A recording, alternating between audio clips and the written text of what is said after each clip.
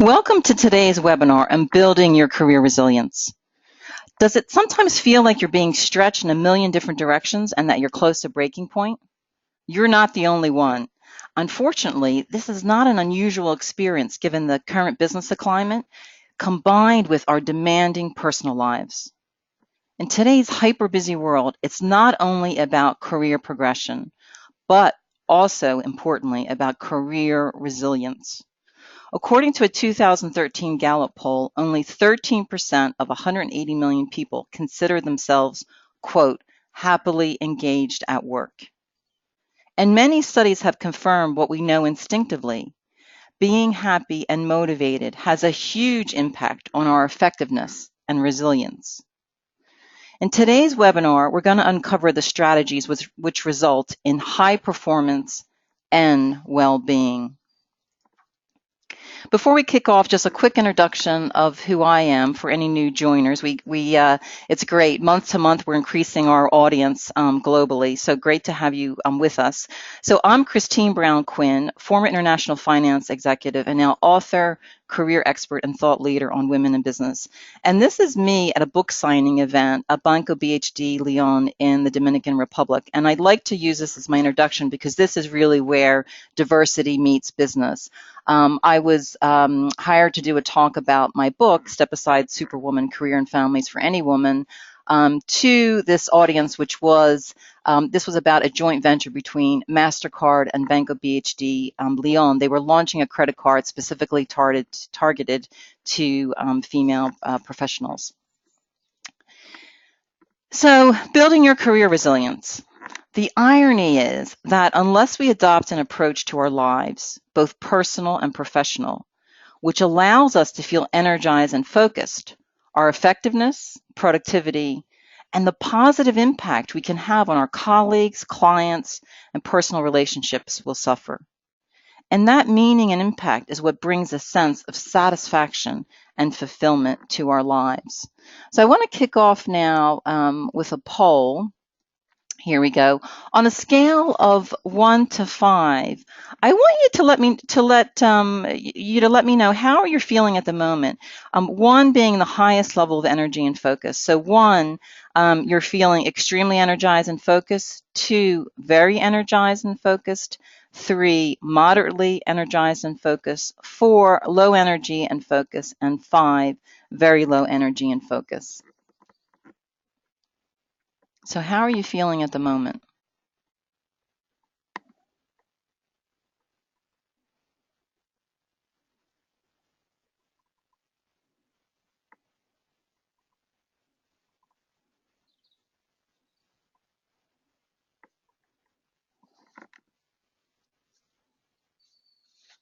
And for you, especially for those who are just joining for this session for the first time, we always start here because we have to understand kind of how we're behaving and how we're feeling, then to think about, okay, where do I move from here? And it's always about where I move from here, regardless of you know, what the issue is or how you're rating yourself.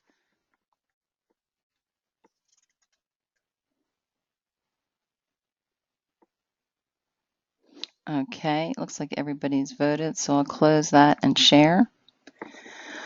So 54% moderately energized and focused, 25% low energy. So, you know, that's 80% of us right there, right? 11% very energized, 1% extremely, and then 10% the low. So really interesting because I think that makes sense, right? That given the environments that we're working in, that our energy, you know, it feels moderate or even low. And as I said, the point here is not that this is good or bad, but just to understand where you are and then using some of the strategies that we're going to be talking about to increase those levels. And maybe the 1% that feel extremely energized and focused, if you can share with us some of your experiences and tips, particularly at the end of the session, that would be great.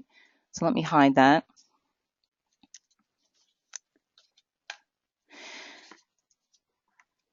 So do you remember this slide from Navigating Your Career Through Change in September 2015? If you just want to put your hands up, and for those of you that this looks familiar. So this was the career navigation plan, and I called it the sister formula. And what we're going to be focusing on today is really the bottom two boxes: energizing your core and remembering self-care. And often when we talk about career resilience, we think about being able to, firstly, bounce back from adversity, and two, we think about being able to adapt to that change. And that's been a real theme in our webinars this year. But I think it goes deeper than that in today's business world, in today's economy. So what does career resilience really mean? So this is my definition. It's, quote, the art of managing your career for maximum health and happiness for the longer term in face of that constant change, right? It's being able to manage your careers in the long run in that new normal business climate. And it's not just dealing with adversity, but it's also equally striving for that health and happiness. And we're going to talk about why that's so critical. And you'll see as we go through the webinar today that these are the health and happiness. In my view, they're not nice to haves, but actually critical to your career longevity. So it's more important than ever to manage your career for the long term. Why? What's so special about today's business world or economy? Well, I think there's three major global trends that are impacting our careers. The first one is life expectancy. We are living longer. According to a 2014 report by the World Health Organization, the average life expectancy in high-income countries, so like the UK, US, Europe, is 82, and 63 in the low-income countries. So that's the first trend. The second trend is pension reform. According to the OECD, increasing the age at which people retire has been a major objective of many recent pension reforms. This is their, especially now being based in Europe, tons of talk about the retirement age increasing. And this has been driven by graying of the population in the OECD countries. And this is a well-known phenomenon that's been going on for 6 decades. So as a result, the public spending on old age pensions and survivor benefits has grown more rapidly than the national income for at least 20 years. And this trend is expected to continue in nearly all countries over the next 5 decades. Okay, let's put that in personal terms. That means that the age that we'll be collecting our retirement benefits is increasing, and the amount of that pension is likely to decrease as well. So it's about having to work longer. And then finally, our normal work environment is simply tougher to manage. There's more challenges there. Number of factors, the level of change, the need for innovation, increased competition, the pressure on costs. It's therefore critical that we have a healthy approach in order to stay in the game, as that game has just gotten longer. Your career isn't a sprint. It's more like a marathon. You've got to take care of yourself along the way in order to get to that finish line. So now that we understand some of the drivers about why our working lives are likely to be longer, and therefore why it's even more pressing that we maintain our health and happiness, let's turn now to what's happening physically to our bodies in response to these pressures. And then we can focus on how to manage this so we can be at our best. So what are the biggest risks to reaching your potential? It's not that you don't have the right qualifications or experience, or that you don't know the right people, or you're not asking for what you want. That's kind of the top line. Underneath there are the biggest risks, which are 1, fear, and 2, fatigue. These are the roadblocks to enabling you to do those career-enhancing things, those career-enhancing behaviors, which we certainly have talked about in other webinars, the networking with the right people, asking for what you want, knowing how to negotiate. So in this webinar, I'm focusing on the fatigue piece.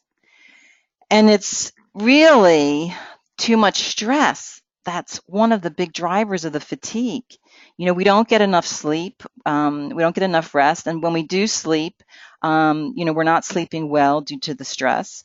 And it's not just the hours that we work. I think this is a bit of a misnomer because it's how we feel at work. When we're engaged, we're energized. You ever notice that when you're working on something that you really enjoy, the time just flies by, right? And you feel energized, despite the long hours and the effort that you've put into it. So the point of this webinar is regardless of where you are in the energy, and I know 75+% of you are in that kind of moderate to low, but even if you're in very energized or, extremely energized, it's thinking about those times where you're in a stress situation. And this is going to help you. The webinar will give you some thoughts about better equipping yourself on how to manage that stress. So to fully appreciate what's happening to our bodies when we feel that, overworked and overwhelmed, let's dig into the science briefly so we can understand what's going on, and then we can talk about what we can do about that. So this is about our autonomic nervous system, so ANS, and this is what controls how we respond to situations. And effectively, there's two, and I'm sure you've heard at least the first one before, but I'm going to put that in context and explain more deeply about why that's important. So the first one is the sympathetic response, which is the fight or flight. And that means when you're on high alert, right? You feel that adrenaline going and you're almost kind of ready to attack, to protect your turf. And then the opposite of that is the parasympathetic response, which is often referred to as rest and digest. And this is when you're feeling chilled, you're calm, you're at peace. And instead of your body being fueled with that high octane adrenaline, your body is resting. And I can remember back in my banking days that it was really tough switching between these two modes because at work it was so much about the fight or flight. And then on the weekends, it really was important to rest and digest, also just in terms of being with friends and family. They don't want somebody in the fight or flight mode. And researcher Rick Hansen suggests thinking about this like a car. So you have an accelerator, the gas pedal, and the brakes. And think about it, you need both to navigate the car forward. So the accelerator or gas pedal is the fight or flight, and the brakes, they're the rest and digest. And these two responses have to work together, balance each other out in order for you to be at your best and manage your daily load. So I'm not saying that fight or flight, cross that out. That's not a response that's ever appropriate. Not at all. You need both. But I want you to think about, I'm going to launch the next poll here. I want you to think about when it comes to your mode, how do you feel? Do you feel that one, you're too often in the fight or flight mode? Or two, that you're too often in the rest and digest mode? Three, more or less in balance, but maybe it would be helpful to have more of the rest and digest. Four, you feel more or less in balance, but it would be helpful to have more of the fight or flight. Or finally, I'm perfectly imbalanced. Here you go. So choose which one of these that how you feel about your mode.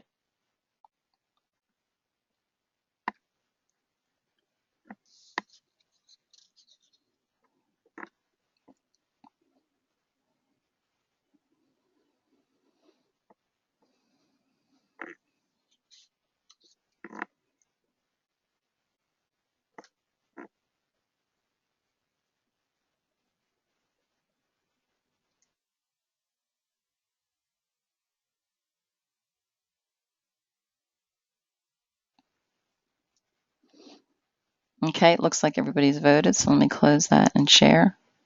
Really interesting. Again, nearly 80% is, too often in the fight or flight mode, or you would like to be have a little more, you know, more or less imbalance, but you would like to have more of the rest and digest. And the thing here is, this is not unusual. This is happening in the global economy. This is how people are feeling across the board. So there's nothing wrong with you. This is absolutely quite normal in this, you know, in this environment.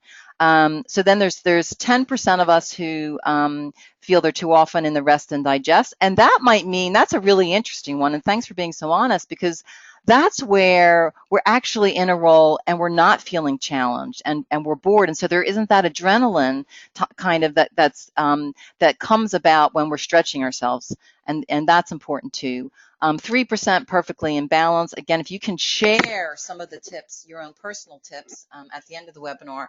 And then 10% say, yeah, more or less in balance, but would be more in the fight or flight mode. And sorry, that's the one where you want to have more of that adrenaline. Okay, let's hide that.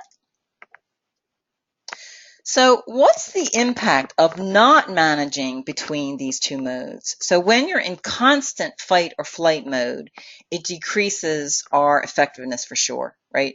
And the thing is, life has its ups and downs, and we have to expect that. But when we stay in this mode too long, it shortens our life or reduces the quality. And I would say you can make the same argument when you're in the rest and digest mode too long. You know, if you're in the midst of your career and you're in the rest and digest mode, you're not going to be happy. And when you're not happy, your life shortens. And there's also some of the health problems that we're going to go into. So science tells us, for example, that being constantly on email, which is part and parcel to today's business world, right, means our bodies are in high alert or fight and flight mode. Why does that matter? In a high alert state, i.e. danger is imminent, our bodies are producing that stress hormone, which when left unchecked result in the chronic headache, sleep disruption, high blood pressure, and more. So let me just explain briefly this graph. And this is from a guy, an author, Scott Eblin, and he wrote a book called Overworked and Overwhelmed, which I highly recommend. He's a business person who's come to the whole issue of well-being from a business perspective and staying engaged in his career. So the left-hand side, you know, when blood pressure goes up, stress hormones go up, sticky blood platelets, and then you have what happens? Your digestive system goes down. It's not operating. You know, you have that heartburn, or maybe you're not even eating well, or overeating. Immune system. So we're catching this and that growth and sex hormones, and then in the middle are all the results of you know, that chronic fight or flight, and there's what I was mentioning earlier on you know, heart disease and heart attacks, etc. Now, why, you know, particularly if you've listened to some of my other webinars, you think, Christine, why are you covering this topic? You know, I saw firsthand the impact of being too long in that fight or flight mode post the financial crisis when I was working in banking. You know, it was a very high stress environment where the economic climate was extremely uncertain. And I'm sure many of you remember and felt the impact as well. Everybody's job was at risk. And I saw, for instance, a culture develop where every email had at least 30 recipients on it. It was ridiculous. Everybody wanted to be seen, right? Quote, seen. What happened? Productivity and creativity plummeted because everyone was just looking after their back. They're not thinking about how we grow the business, what's best for the customer. And sadly, the end result was that I witnessed many talented professionals suffering from burnout and other stress-related illnesses, and they left the industry. So the bottom line here is looking after yourself improves your performance, and by the way, it also increases your confidence.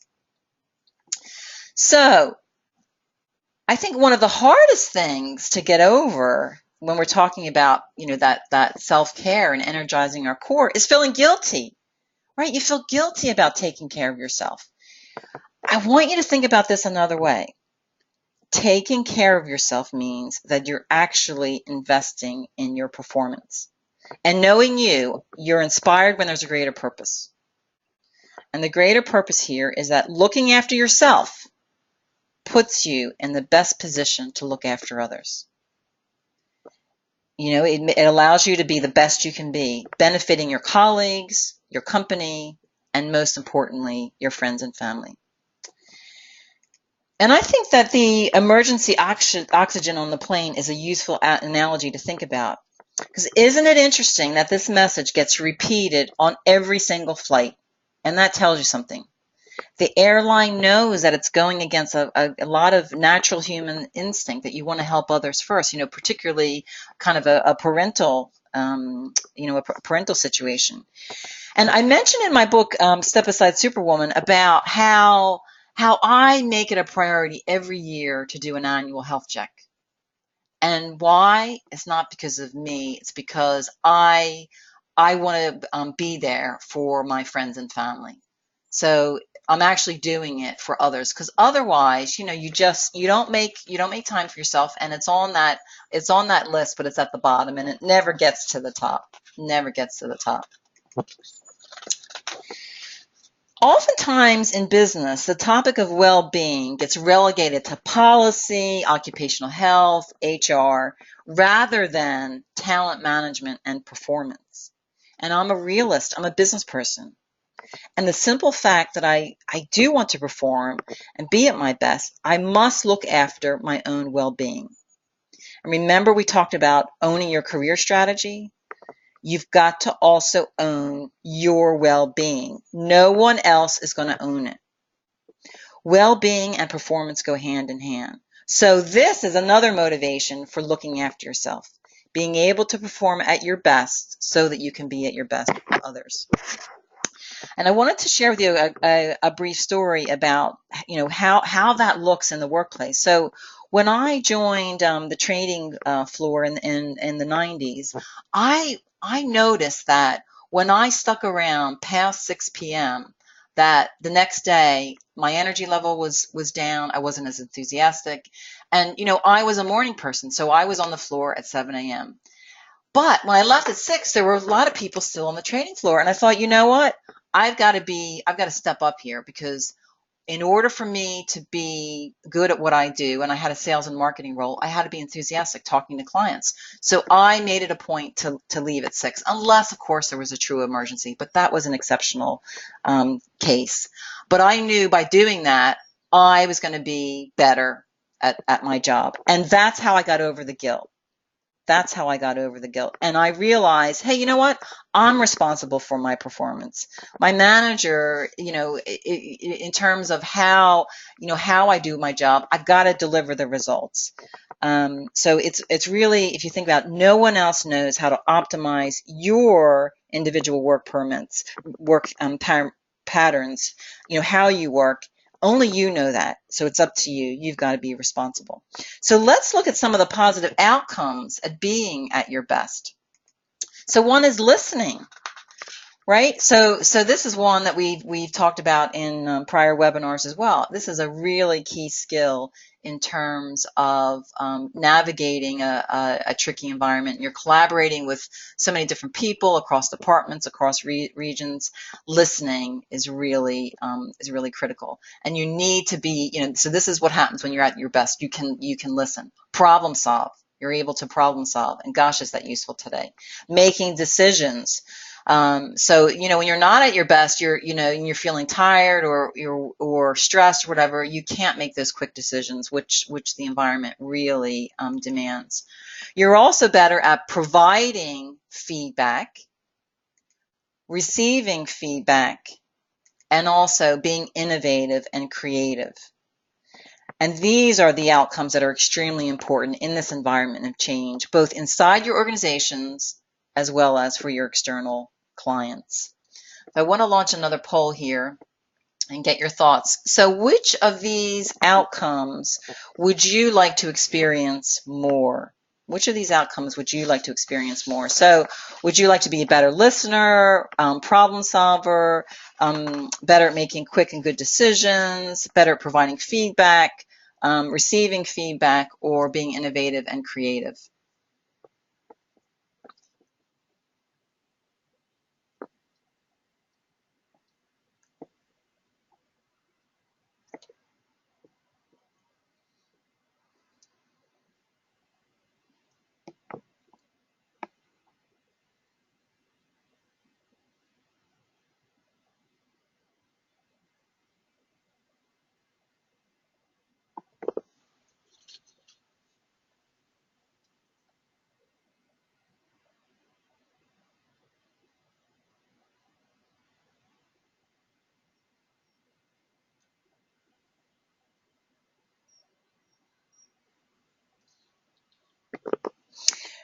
also, if there's any other outcomes that have come to mind as we're going through this, again, if you can share that at the end of the webinar, that would be a great discussion point.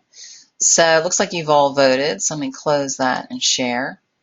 So nearly 70% being innovative and creative, and 30% providing and receiving feedback. And I know a number of the large organizations are now moving to a different type of performance management, where it's kind of continual and not this one annual big review. So this ongoing feedback is really critical in that skill.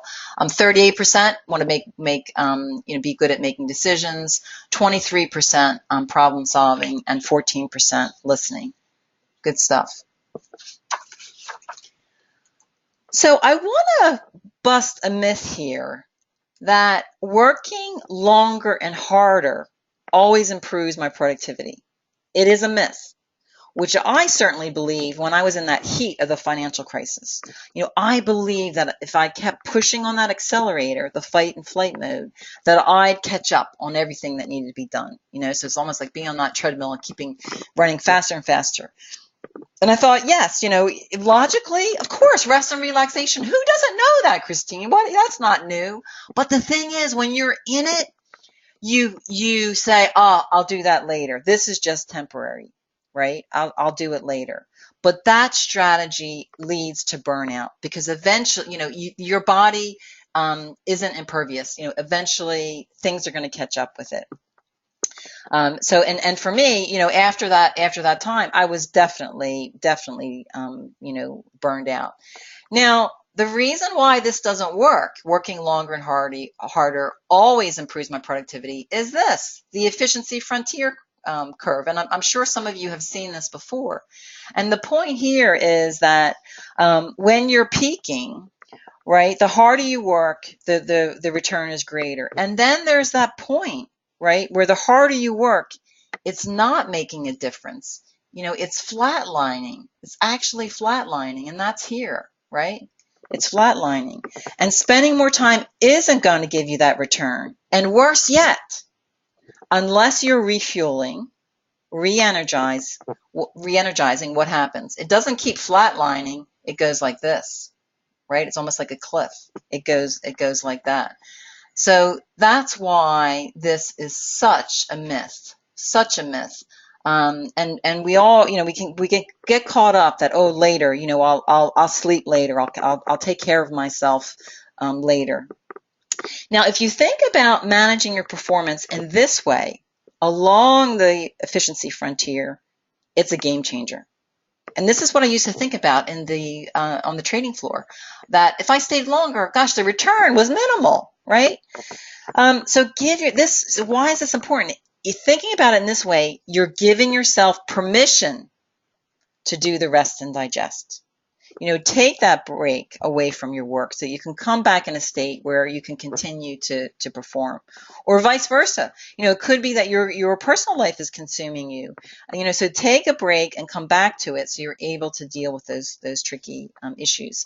And then, if you think about it, we talked about the car analogy. This applies here too. So if you're constantly pushing on the accelerator, you're in that fight or flight mode, the car eventually does start to underperform, right? It needs maintenance, it needs petrol, the tires need to be filled up, etc. So I think it is a good way to think about this. Okay, so now that we've talked about the business benefits to energizing our core and our self-care, and some of the underlying motivations that can help us change our behavior, right? We have to understand what motivates us and think about that, because otherwise it's so easy to fall back into the old way of doing things, the old behavior. So now let's take a look at the 5 best building blocks for that career resilience. So this is the how. So the first one, slow down to speed up. So instead of being in a constant reactive mode, slow down and think more carefully about what you should do. What should you respond to? Maybe some things don't deserve it, and how to respond instead of reacting to everything and doing it quickly. Sometimes we just think, okay, well, this is on my plate. I've just got to take care of this. We talked earlier about the importance of listening. and listening demands that we slow down. Also, providing and receiving feedback requires us to slow down. By slowing down, it allows us to improve the quality of our interactions with others, which then, of course, improves the quality of whatever that deliverable is. The second best building block is dampen down distractions. Allowing every distraction out there to disturb and interrupt us will certainly keep us in that fight and flight mode. It feels like we're under constant attack, and our evolutionary brains go into that survival mode. So it's in that high alert state, and we're feeling that adrenaline. And I could do a whole webinar on this topic. If you let's take an example here. So if you need to have a higher level of concentration, right, because you're working on a budget or report, really important report, take yourself out of that, what I call contactable mode. Go to a local cafe, work from home, maybe book out a meeting room if you don't have an office. And of course, manage the expectation of others and let them know that you're going to be offline and this is how to contact you if there's an emergency. And going back to those, to my high stress banking days, most people then, here's another example, they ate at their desks. And this didn't work for me at all. So this is at lunchtime. I found that if I didn't take a break for lunch, however short, by 3 p.m., I was shot. I was drained. All those things of being at your best, So I wasn't patient. I wasn't listening. I wasn't really able to coach people. I just didn't have the energy or mindset. On the other hand, I found that when I went outside, good days would be maybe 45 minutes, bad days, even 10 minutes was able to give me that energy that I needed. And I take a brief walk, grab a sandwich. And at the time, I spent most of my career in the St. Paul's Cathedral area, and just walking around, away from the business environment. There were a lot of tourists. It was really relaxing and refreshing. So this was really going against the culture of the trading floor, and it was noticeable that I was away. But it worked for me. And because I did deliver results, colleagues in the end, did accept this. What's another form of distraction? Email. We mentioned this earlier, right? Another major source of distraction. I recently wrote a blog about managing the email mania. So I'm going to share that with you on the when I send you the recording tomorrow, along with the action worksheet, so you can get even deeper ideas on that. Again, I could spend a whole webinar just talking about managing email. So some further tips to come. So what are some of the other building blocks? Another important one, number 3, benefit from boundaries. You simply cannot be available 24 hours a day. So determine which things are truly the one-offs or the emergencies. Make room for those. But allowing yourself to be constantly on, right, doesn't lead to others valuing you or your time. And so I know this is difficult, and this is kind of the, when to say no and when to say yes. And a good example here that I have is, I remember when I was leaving the trading floor at 6, that sometimes I would have people in the back office say, "Oh, I want to meet up. Can we meet up now?" And I'd say, "I gotta go, but I'm here at 7 o'clock tomorrow. Let's meet then." And the thing was, they had a different work pattern. They would come in at 9 and leave, at 8. So by saying something like that, I wasn't saying, I don't care about work. I don't care about you. I was giving them a message that I am available, but not at the moment. Of course, if there was a major, major thing that they needed my help, then that would be a true exception. So that's how you can say no, but with a can-do attitude. Another great example, a client of mine, a coaching client, Marcia, she had a change in her reporting line, and she was no longer reporting to somebody in London, but to somebody in New York. And guess what happened? You can see this, right? Because I know many of you work in global companies. her boss was really, started to get things going between, we come in at 2 p.m. our time, and then between 6 and 9 London time, he was constantly, contacting her. Things were really, really cranking. And she said to me, I know what I need to do. I know what I need to do here, Christine. I need to say no. I need to just tell him simply at 6 o'clock, that's it. And I said, Marcia, let's think about this differently.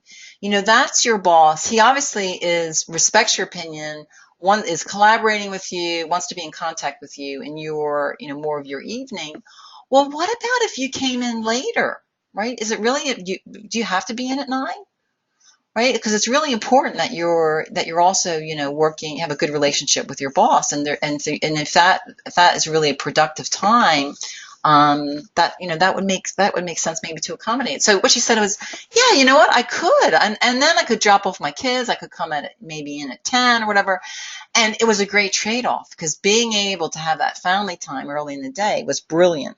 And again, that's thinking about the business need, and also how to make sure that you're getting what you need. And the irony here is that, because I work with a lot of women who say, ooh, I don't want to be unhelpful, I want to be customer oriented. But the thing is, there has to be limits. And the irony is that setting boundaries to your time results in others valuing and respecting you and your time more. So there's some good examples for you. So the fourth best building block, operate at your optimal rhythm. And you know what? This is really a tough one, because each of us has to determine how we work at our best. We each have our unique rhythm and way of working.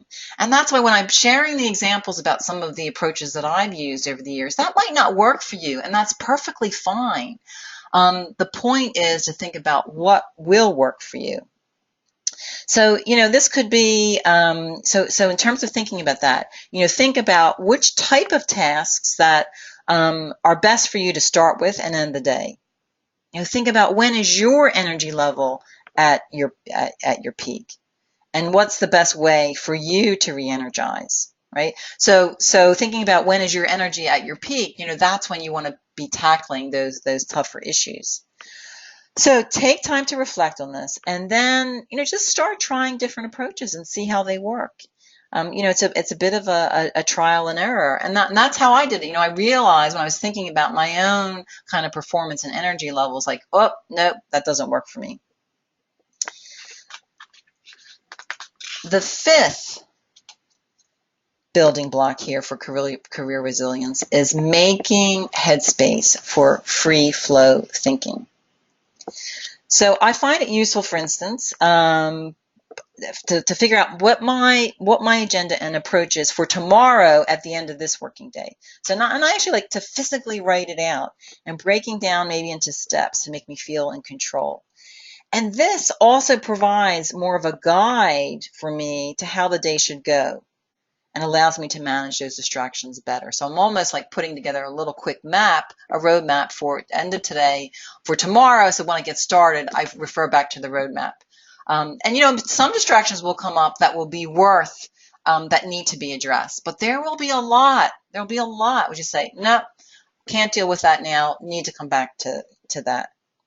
I also find that when I go into this rest and relax mode, and that's what it is, that's when you have that creative thinking. I find for me it's when I'm running or exercising. My brain solves these different issues that I might have found tough, and these answers just come in my head.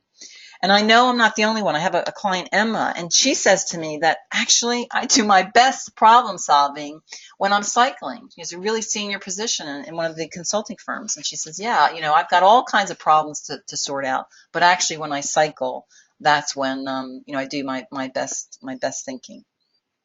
So let's have a quick recap here. So the best building blocks for career resilience. So the first one was slow down to speed up. Make sure that you're listening and asking the right questions. 2, dampen down distractions. So avoid that trap of simply responding to the distractions that get thrown at you. And avoid letting others control your your agenda.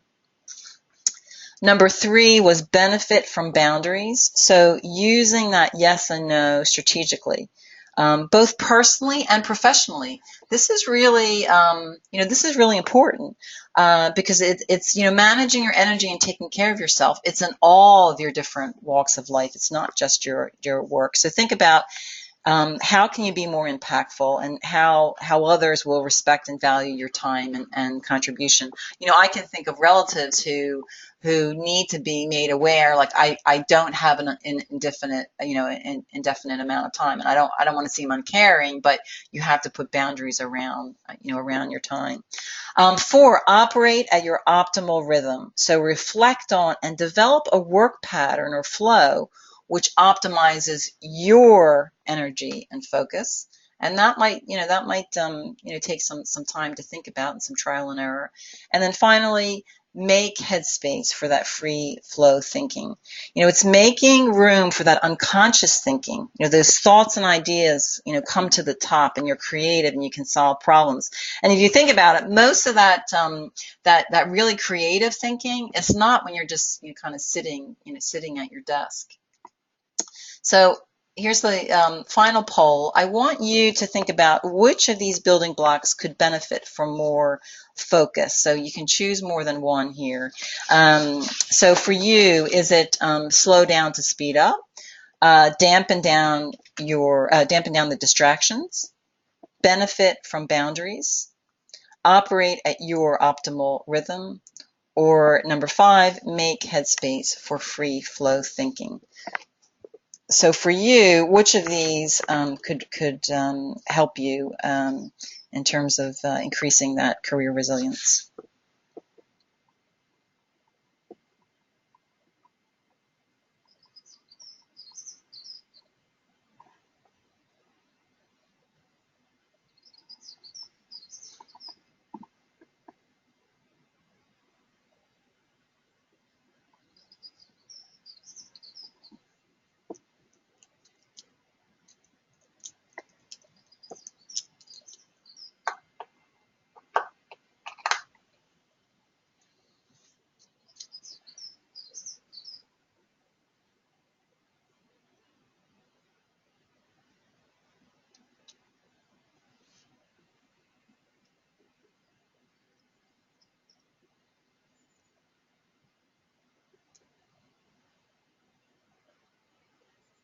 Okay, let's see if everybody's voted. Let me share that. This is fantastic. Something for everyone. So this is going to be greater than 100% on these multiple choice questions. So 57% dampen down distractions. You're really going to enjoy that blog on the email, managing email mania, for some more ideas on that. 44% make headspace for free flow thinking. And as we said, this is really more important today in today's environment, and what's expected of us as professionals. We're in the information age. It's not just about doing, right? We're not just kind of robots. It's about thinking. 35% benefit from boundaries. Fantastic. 34% operate at your optimal rhythm, and 30% slow down to speed up. Good stuff. So before we take questions, and I've got some that have come in already, please keep sending those through. I want to leave you with a quote, and this is from Dr. Joni Connell. She's an author, organizational consultant, and a leadership coach. What does she say about building your career resilience? Quote, no matter how you define success, you will need to be resilient, empowered, authentic, and limber to get there. I thought that was a really nice summary. So before we take questions, I also want to say it was great to see so many of you in person at the IWE event on mentoring leadership and culture who was with Penina Thompson. And really interesting. So Penina Thompson works for the women really in the C-suite and the board level. And she was sharing with us the traits of highly successful women. And what I found most interesting was many of those traits were actually topics that we've covered in the IWE webinars. The first one she mentioned was develop a roadmap for your career, right? And that's owning your career and thinking strategically, as an example.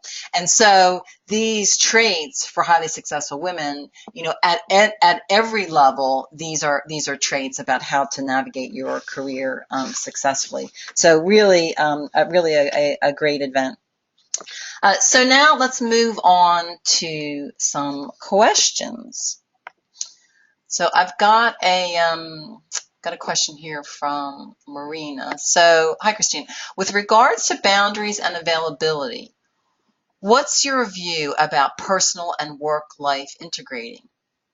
As you want to be able to take time for personal matters during your working hours, you need to make yourself available. Do you need to make yourself available at all times? This is a great question, because this is really at the core of what we were talking about, because I think in general, it's the personal life that gives us the rest and digest. Now, there will be times, life throws all kinds of things out at us, and the personal life could be what's stressing us out. But most of the time, that's where we get our energy from. That's where we're in that rest and digest mode. And I often say, when people say to me, Christine, how were you managing director in a bank, and how did you work all those years in that kind of environment? And what I say is, my family. My family is what kept me sane, kept me grounded, kept me true to who I was, and the principles, the principles that were important to me. Without my family, I think I would have never lasted as long in my career, my banking career, as I did. And so the life piece is so important. And I think in terms of getting back to Marina's point, is in terms of combining the work and life. For the work piece, I think it's the communication piece is the important piece. Communication, all your conversations, always focusing on the deliverable and the business need, keeping people up to date. But that doesn't mean, well, in order to do my job, I have to be everywhere, everywhere all the time. So it's managing your personal life in a way that your boss feels like, Marina's got her act together. We all have personal lives, and hey, I get it that, we've all had bad managers, and managers who think that, well, there isn't anything else but work. But it's about letting them know how the project's going. Say, just to let you know, tomorrow I'll be contactable. I'll be in the office from 11. Have some personal business to take care of. And in terms of what you say, it depends on that relationship. But you're starting off. It's about kind of pre-framing it. You're starting off with where things are in the business side. What's the status, and making them feel like, well, it doesn't matter that Marina's coming in at 11 because she's got things under control. And that under control also, this is part of being a leader and a manager yourself, is making sure that there are other people that maybe can deal with things when you're not there. So I hope that gives you some ideas there, Marina.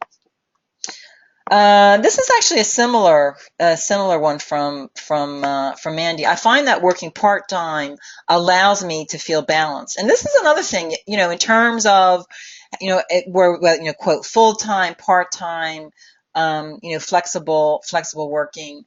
We're not, right, we said earlier, we're all different. So in terms of getting that, what works for you, it might be actually working 5 days a week. That works for me best. I'm comfortable with that. I've got things managed, and for other people, it will be, 3 days is great. So Mandy says for her, 3 days is what works for her. She feels that, she feels that energy. She feels that balance. But she said, her comment is, I feel that my manager thinks I'm less committed. This goes back to the communication point. It's really about making sure it's a point about visibility. It doesn't mean that you need to be in the office 5 days a week. It's thinking about, how do I, in an interesting, more soft way, let my boss know that I'm having success, that things are, that things are under control. I remember working with a client, Heather, a number of years ago, and she said, I work 3 days a week, and her issue was she had so much energy that when she did come into the office, people couldn't handle her because she had so much energy.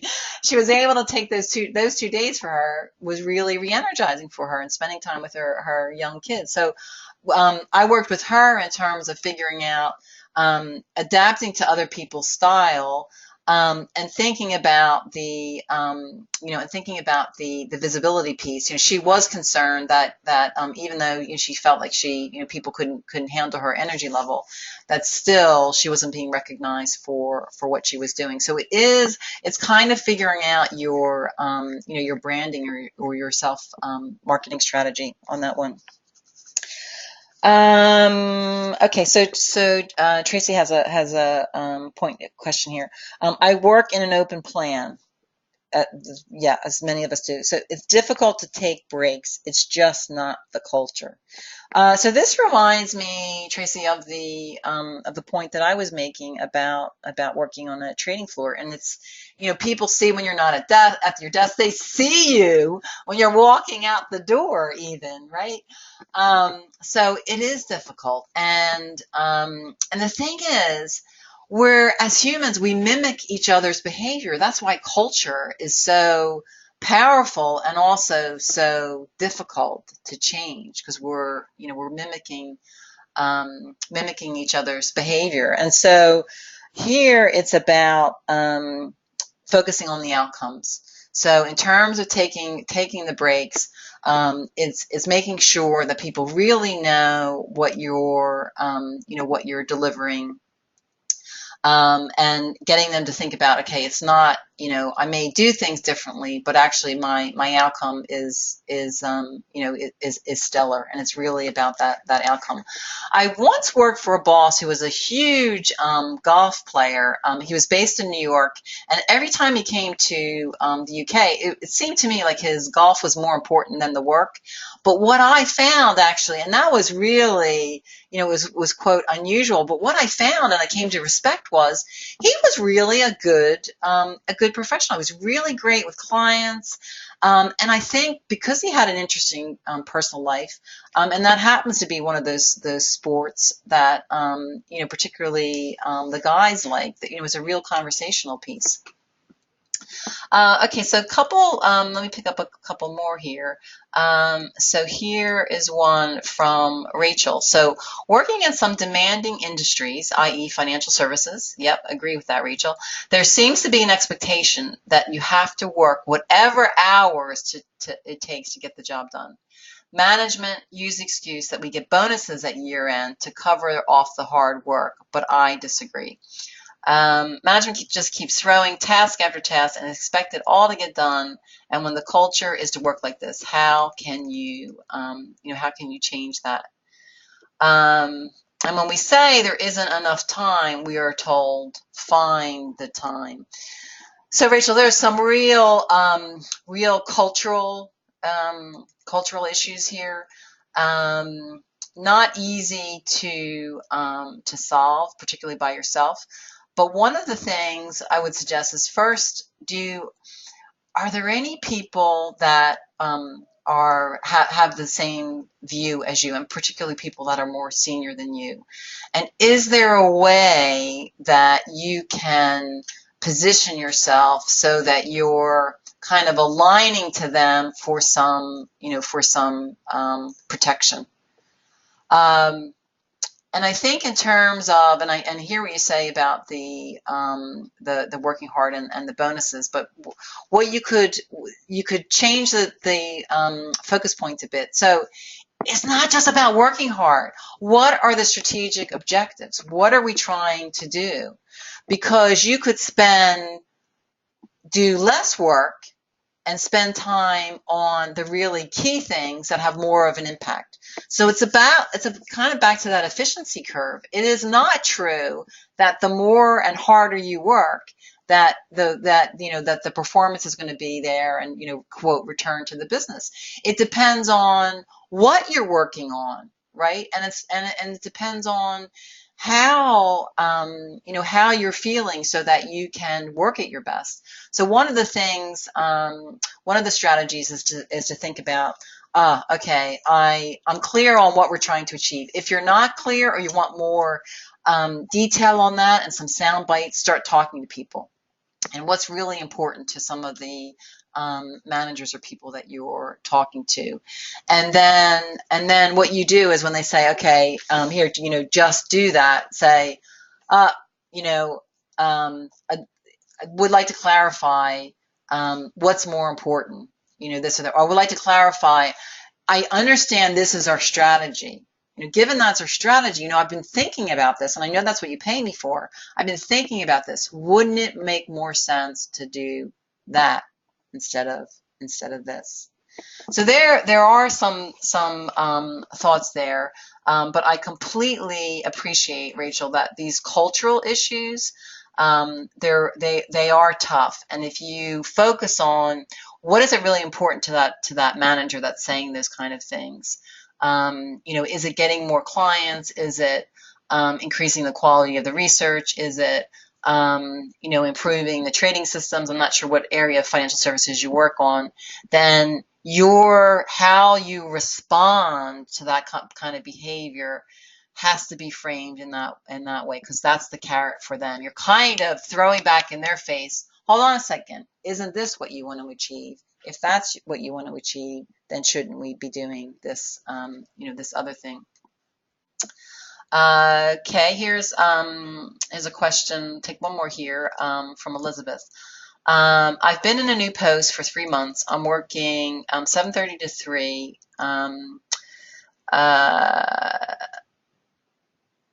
To 3:45, sorry. So 7:30 to say 4, my chosen hours. I'm not expected to work late, which suits my work-life balance. But I'm finding I am bored and I am not in fight or flight mode. Elizabeth, thank you so much for this comment. When I was putting this webinar together, I was really thinking that, everybody at some point is going to be in this fight or flight mode. And then as I realized when you were responding to the polls, I'm thinking, hold on a second. Of course, there's the other side. And I certainly have worked with many women who are in that rest and digest mode and say, I am completely bored. I'm unchallenged. And unfortunately, that can often happen when we're coming back from career breaks or we're working a non-standard hours, and then people aren't, giving us the project. So Elizabeth says, I'm not in that fight or flight mode at all, not motivated. How can I strive to get better balance? How do I communicate this to my manager? And this is absolutely right, Elizabeth. This whole topic of balance, we have to be engaged at work to have the balance. It's not all about having more personal time, because we've got that interesting personal life. When we're at work, having work that engages us, that's meaningful to us, is more important than ever, because otherwise you say, what's the point? I should be back in the personal life. So in terms of communicating this to your manager, the first thing I would say is, Elizabeth, have a think about what are the other potential projects that you could be involved in. Have some quiet chats with those people about kind of saying, gosh, I'd just like to catch up with you, quick meeting or coffee. I'd like to understand more about, what you're working on. I'm just really curious about that area of the business. You tell me about it. Tell me about, what's happening. What are the challenges? So the point here is to come up with your own couple suggestions about what you might want to be involved in. Then say to your manager, I'm really ready to take on a new challenge. I have some ideas, but would really love to sit down with you and get your thoughts. And then schedule some time, have a chat, and then you're also coming, which manager will always appreciate somebody that's coming with some options and solutions as well, and you can suggest those. And if you don't get an immediate positive response, don't worry about that. That doesn't mean no. What it means is thinking about, okay, when do I do the next approach? What could work more effectively? Who else can I talk to that might be able to help me manage my manager that I want to move on to this other project? So that is an excellent, excellent point. So I see we're one past the hour, so I'm going to leave it there. As always, great to be with you today. Thank you so much for your level of engagement on the polls and the questions. And that's all for me. Bye for now. Bye bye.